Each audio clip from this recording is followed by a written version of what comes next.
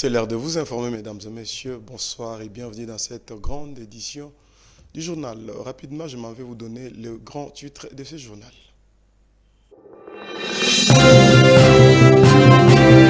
Le député national Célestin Angelemba a adressé une question écrite au ministre des Hydrocarbures Didier Bidimou sur les appels d'offres des 16 blocs pétroliers et gaziers. Les procès de 81 prévenus poursuivis pour les incidents sanglants survenus en 2018 à la cité de Yumbi au Maïndombe continuent devant la haute cour militaire à Kinshasa. L'audience du vendredi dernier, la cour a auditionné le prévenu Nkoko Lentaka. Son éminence Fridolin Cardinal Ambongo s'est rendu en présence le mardi 19 juillet 2022 sur la propriété du grand séminaire Jean 23 en menace de spoliation par les sans-lois. Signalons que c'est depuis l'époque coloniale que ces terrains de 9 hectares appartiennent à l'archidiocèse de Kinshasa.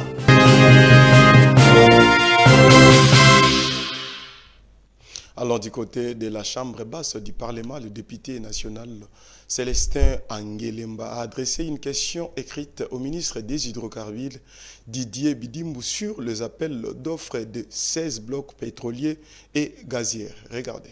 Selon la vision du chef de l'État, Félix-Antoine Tshisekedi, les projets gagnants-gagnants sont privilégiés et donnent les avantages multiples car la gestion serait commune, les deux partenaires se contrôlent. En plus, on peut créer plusieurs emplois pour les nationaux. Pour les députés nationaux, durant plusieurs années, la RDC a vendu les carrés miniers aux sociétés étrangères où il y a eu comme résultat la marginalisation de la société nationale GECAMINE qui n'a pas pu se développer comme par le passé. Pourtant, à ce jour, il y a une augmentation de la production du cuivre et du cobalt qui parfois cette exploitation minière en termes de développement général ne représente pas grand-chose. La question écrite est adressée au ministre des Hydrocarbures parce que certainement le 28, le 29 de ce mois, la RDC va faire un appel d'offres international pour les blocs pétroliers. 16 blocs pétroliers dans le pays. Mais curieusement, comme élu du peuple, ça pose un problème. C'est bon, nous ne sommes pas contre la mobilisation des ressources. C'est référent de la vision du chef de l'État. Nous devons mobiliser plus de fonds pour notre budget et pour le développement de la RDC. Ça, c'est une bonne affaire et c'est ce que le gouvernement est en train de faire aussi. Mais il y a un problème. Faire un appel d'offres en bloc, de façon générale, où nous prenons 16 blocs pétroliers, nous mettons à la portée de tout le monde. Pourtant, avant que nous puissions faire ça, il y a des préalables. Il est vrai que le ministère a fait quelques préalables, mais ça reste encore à vérifier. Pourquoi? Il y a un problème. On peut dire, on donne les blocs pour les étrangers, pour que tout le monde puisse soumissionner. Mais je ne suis pas certain que les sociétés congolaises vont certainement soumissionner et gagner les marchés. Finalement, pour lui donc, ceci paraît à ses yeux comme si on jetait la main en pâture aux multinationales pétrolières étrangères qui vont se frotter les mains et dire au grand merci aux ressources naturelles congolaises. Alors prenons cette information, le ministre de l'Enseignement supérieur et universitaire Moïndo Nzangi quitte officiellement la formation politique des Assembles pour la République, parti cher à Moïse Katumbi, et crée son propre parti politique qui aura comme mission d'accompagner le président de la République, Félix-Antoine Tshisekedi, à la présidence de 2023. Prenons à présent la justice, le procès des 81 prévenus poursuivis pour les incidents sanglants survenus en 2018 à la cité de Yumbi au Maïndombe continue devant la cour militaire à Kinshasa. À l'audience du vendredi dernier, la cour a auditionné les prévenus Nkoko Lentaka. Regardez. Amen.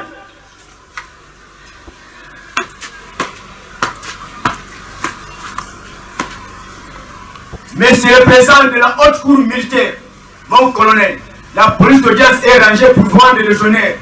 La haute cour militaire a entendu vendredi 15 juillet 2022 à la prison militaire d'Indolo le prévenu Nkoko Lentaka, Eli alias Papa Ngobi, dans l'affaire des incidents survenus en 2018 à Yumbi. Le prévenu Nkoko est reproché d'avoir menacé le 29 juillet 2019 à l'aide de son arme M. Lissaba Bokatola Richard, et son épouse Likele pour un conflit de lieu de pêche au village Botalakoso. Dans sa déposition, après avoir été confronté à ces procès-verbaux d'audition, le comparant a avoué les faits. Auparavant, la haute cour militaire dirigée par le colonel magistrat Mukendi Chija Freddy a rendu un arrêt avant dire droit par lequel elle a rejeté la requête en liberté provisoire introduite par les prévenus Mimi Moyoba, Ngwe Dave, Ngwe Ngobilan, Ngwe Mimi, Nkoko Letaka Ngobi, Ngadja Tali Ngodi, Kumbi Ngamatala, Ngama Mambenge,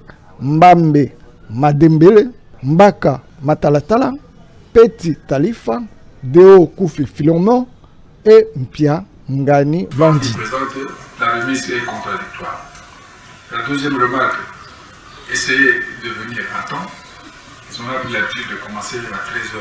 On ne va pas à 13h. Essayez de faire un effort pour qu'on commence à temps. Si on peut commencer au plus tard à 10h, 11h à la rigueur, ça pourrait nous permettre quand même d'avancer.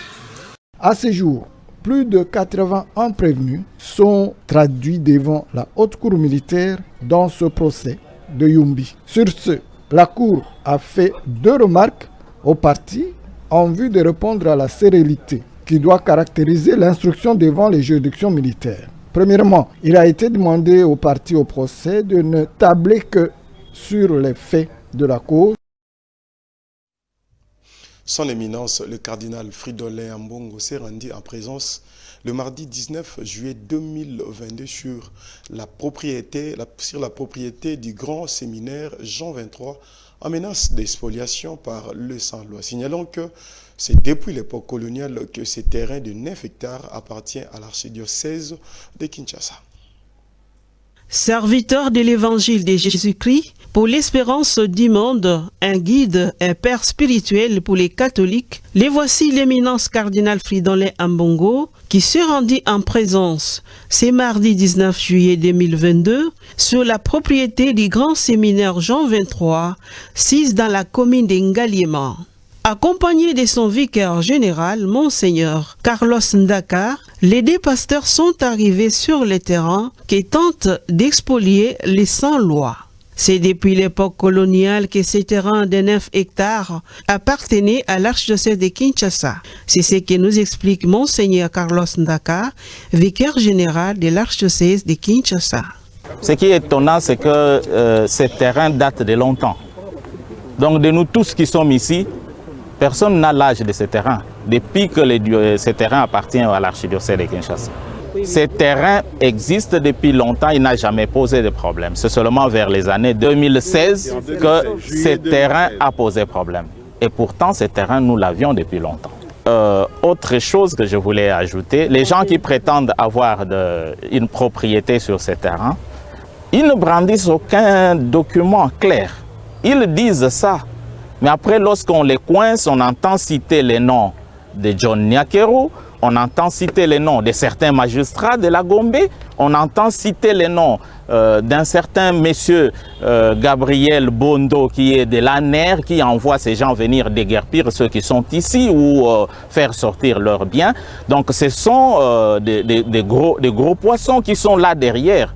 Et cette histoire doit éclater. Nous sommes prêts à aller avec cette histoire devant la justice pour que justice soit faite.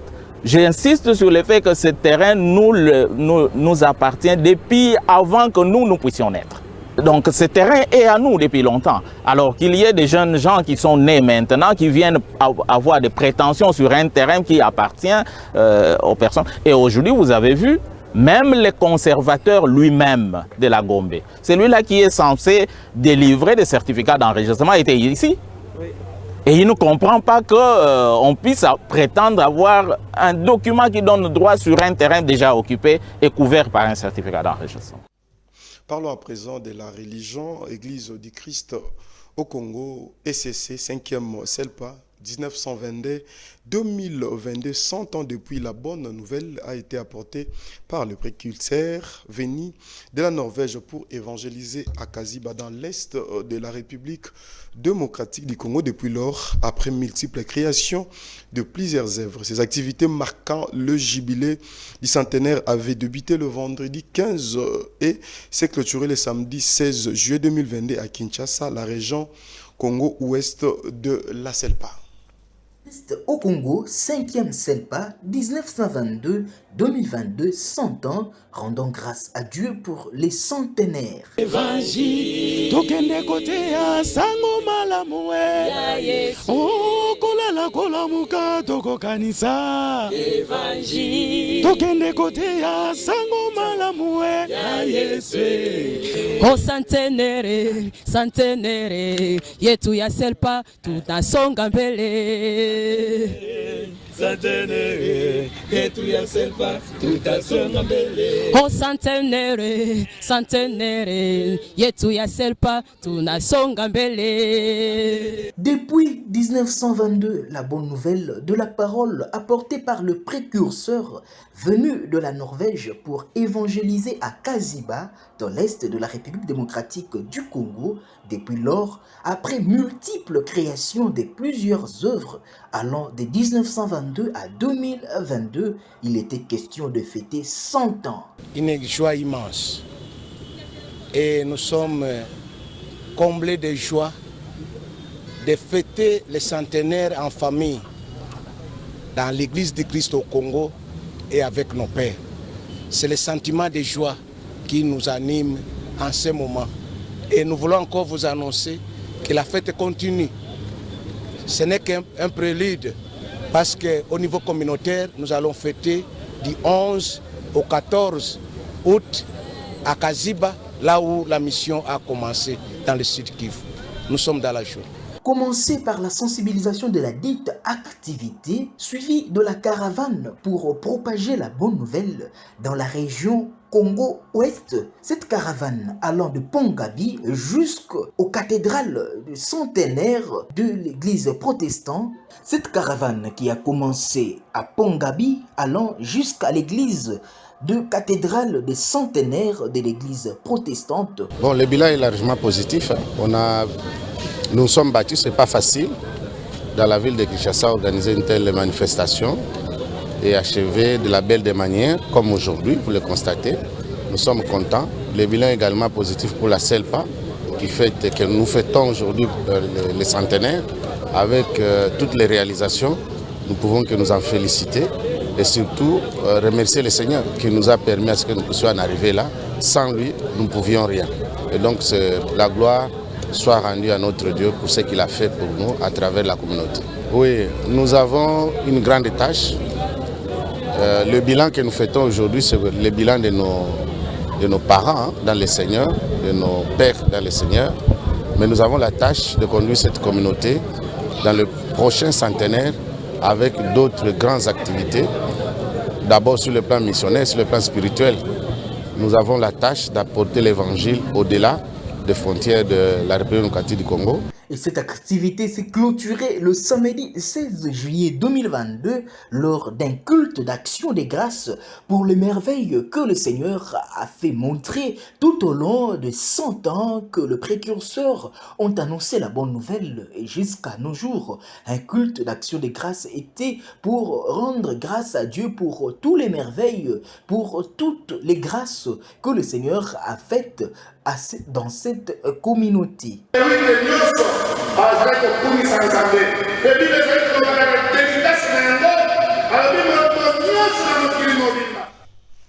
Voilà, parlons à présent du sport évoluant en informel. Dans la ville de Kinshasa, le président Guilain Mwanteba de la Ligue des handisports de volleyball a pris contact avec la FEVOCO à travers son président Christian Matata. C'était le mardi 19 juillet 2022. Regardez.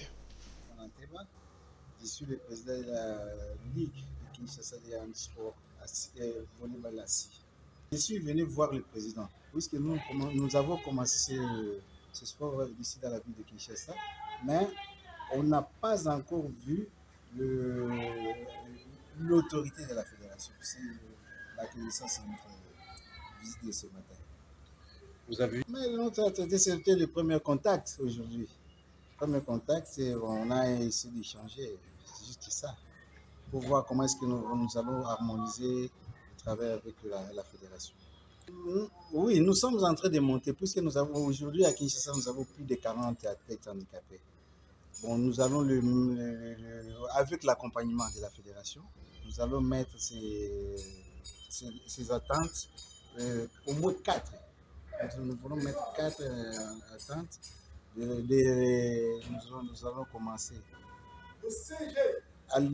à Lukunga, Funa, Tchangu et Mwamba. C'est ça, nous allons mettre les équipes. Mais oui, mais c'est le prolongement de la kiné pour les personnes handicapées, puisque le sport pour handicapés n'a pas d'âge. Nous voulons que toute personne voulant ce sport puisse nous voir et nous allons acheminer ensemble. En pratique, pour le moment, nous sommes devant le palais du peuple. C'est là où nous nous réunissons chaque mardi, jeudi et samedi. Nous avons les entraînements là-bas. Merci. Merci. Pour une première participation aux éliminatoires World Davis Cup, les Léopards Tennis ont terminé en 3e position. Une occasion pour le ministre des Sports, Serge Kondé-Delaire, adressé de vives félicitations, et Georges Kiossi, président de la Fédération congolaise, a profité de l'occasion pour féliciter le gouvernement pour son apport. Merci. Alors, les gars, félicitations. Nous sommes venus faire rapport, n'est-ce pas, de la participation de 2 équipes nationales de tennis, notamment l'équipe Coupe Davis pour les hommes et l'équipe Billie Jean pour les dames, à son Excellence, Monsieur le ministre des Sports, qui n'a ménagé aucun effort pour que les 2 équipes puissent voyager et participer pour la première fois depuis que le pays est pays, depuis que la RDC, que la Fédération de tennis de la République du Congo puisse participer aux éliminatoires de la Coupe du monde de tennis. Coupe Davis pour les hommes et Billie Jean pour les dames. Donc il était tout à fait normal que l'autorité, que les patrons de l'administration des sports soient au fait de ce que les jeunes gens et les jeunes filles ont fait lors de leur participation à ces 2 compétitions. La suite, c'est tous les rapports que nous avons donnés. Donc, nous avons fait bonne figure au Rwanda, à Kigali. Pour la première participation, on est sorti 3e, donc médaille de bronze. La suite, c'est les autres préparations qui concernent les mêmes coupes, la CAN, évidemment, les Jeux de la jeunesse au niveau de l'Égypte. Ce n'était pas de moi, d'ailleurs, c'était au Nabi Bataille. Prenons à présent des informations en dehors de nos frontières. À Paris, les Américains profitent de la baisse de l'euro face au dollar. Voyager en France, un luxe dont le Globe-Trotter ont dû passer pendant les 2 ans de la pandémie, alors que le tourisme reprend, la valeur de l'euro face au dollar abaisse. C'est un élément de nos confrères de France 24. Vice-président de la région, le président du département, de nos parlementaires, merci Madame la sénatrice, Madame la députée, et de plusieurs élus pour être là à vos côtés d'abord. Et dans ce moment, je veux, alors que le feu est en train d'être contenu et commencer à être maîtrisé, après des jours qui ont été si difficiles, remercier l'ensemble de celles et ceux qui ont contribué à cet effort exceptionnel. Remercier évidemment le ministre de l'Intérieur, ses équipes. Voilà, Emmanuel Macron était ce mercredi 20 juillet en Gironde, frappé depuis une semaine par des gigantesques incendies qui ont très peu progressé dans la nuit de mardi à mercredi, mais ne se sont toujours pas fixés. Le président a déclaré que les pompiers étaient de héros absolus. France 24. We arrived yesterday. We find it comparable prices with the US. So it's very affordable. L'ensemble des équipes de la sécurité civile, monsieur le directeur général, remercier tous nos pompiers, professionnels et volontaires, remercier les services départementaux d'incendie de secours, et évidemment celui de Gironde, notre premier chef, qui a fait un travail exceptionnel avec des personnels qui ont été mobilisés, mais l'ensemble des SDIS de France qui ont participé justement à l'effort national ont été mobilisés ici, et vraiment merci aussi notre président de la fédération pour cette mobilisation nationale. Sous la houlette de la préfète de région, dont je veux ici saluer le travail, le très grand professionnalisme et le sang-froid, tout ça a pu être pleinement mobilisé. Donc nos forces d'incendie et de sécurité de secours nationales ont été pleinement organisées. Je veux également remercier les pompiers militaires qui ont été mobilisés, alors même que la base de Cazaux, comme vous le savez, a a été évacué, mais qui ont été mobilisés pour apporter leur appui à leurs collègues de la sécurité civile. Remercier l'ensemble de nos forces de sécurité intérieure qui ont permis de sécuriser les sites qui ont été justement évacués, qui ont permis que tout ça se passe dans le bon ordre avec confiance et qu'on protège les habitations en même temps que les personnes. Et donc merci évidemment à nos policiers, l'ensemble de nos policiers nationaux. Voilà, je disais tantôt à Paris, les Américains profitent de la baisse de l'euro face au dollar. Voyager en France, un luxe dont le globe trotter ont dit s'est passé pendant les 2 ans de pandémie, alors que le tourisme reprend la valeur de l'euro face au dollar à baisse. Un élément avec nos confrères de France 24.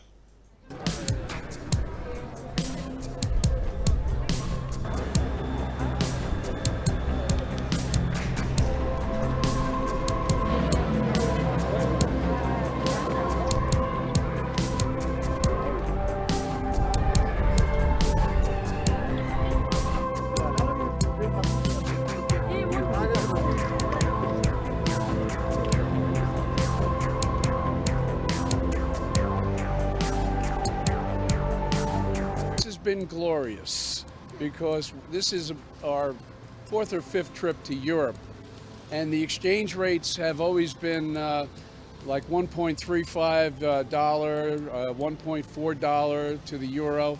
Now with them 1-to-1, it seems like visiting a local vacation spot in the U.S.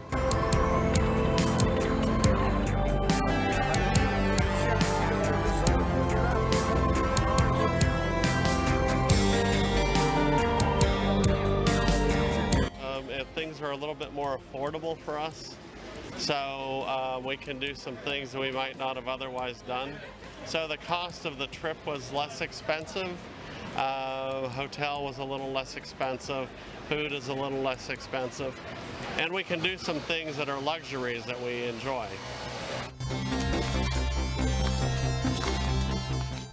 Et voilà, c'est cet élément qui met terme à ce journal. Mais avant de nous séparer, je rappelle le titre. Le député national Célestin Angelemba a adressé une question écrite au ministre des Hydrocarbures Didier Bidimou sur les appels d'offres des 16 blocs pétroliers et gaziers. Les procès de 81 prévenus poursuivis pour les incidents sanglants survenus en 2018 à la cité de Yumbi au Maïndombe continuent devant la haute cour militaire à Kinshasa. L'audience du vendredi dernier, la Cour a auditionné le prévenu Koko Lentaka. Son éminence, Fridolin Cardinal Ambongo, s'est rendu en présence le mardi 19 juillet 2022 sur la propriété du grand séminaire Jean 23 en menace d'expoliation par les sans-lois. Signalons que c'est depuis l'époque coloniale que ces terrains de 9 hectares appartiennent à l'archidiocèse de Kinshasa. Mesdames et messieurs, ce journal est terminé. Bonne soirée chez vous.